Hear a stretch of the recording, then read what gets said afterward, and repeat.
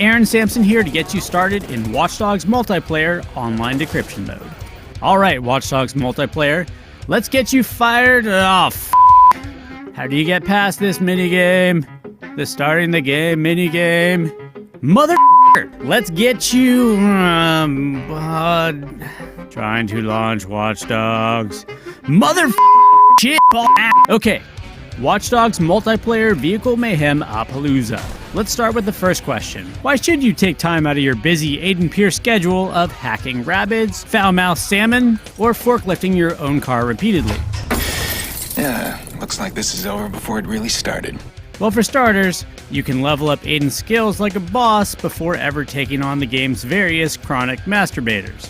Before you hop into multiplayer though, the first upgrade you should consider is a combat skill called Focus. This ability slows time in single player and acts as a type of player radar in multiplayer by outlining foes even when they're behind cover.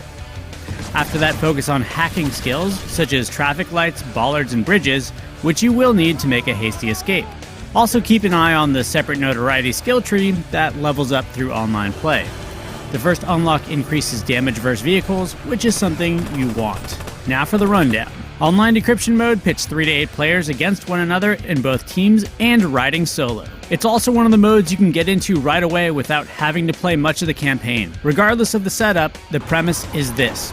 There's a cell phone that everyone wants to get their hands on because it's got some sick MP3s on it or something. Capture and hold it long enough to decrypt it and win.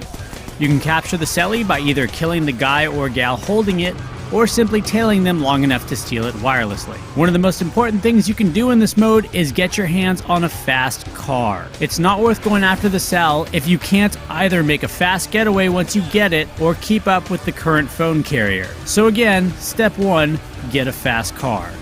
Step 2, if you're playing with a team, get someone else in the car. When you're driving, you cannot shoot, but a passenger can. Henceforth, the car with the passenger wins either when chasing or being chased. We did see a few crafty players with full cars put one on the roof. Not sure that's supposed to be a thing, but it still works. Even though the driver can't shoot, they're not helpless though. They can hack in world obstacles or initiate abilities such as blackout and jam comms to buy getaway time. Regardless, if you're chasing and don't have a passenger, keep your distance and steal the cell phone remotely rather than risk getting shot up. Another good tactic once you have the cell phone in this mode is to take your team to the edges of the map and hole up. Just make sure there's a barrier between you and the enemy, or you will find yourself all up in a car's grill. As you play, you will unlock new loadouts. Balance, precision, and sniper are there from the start.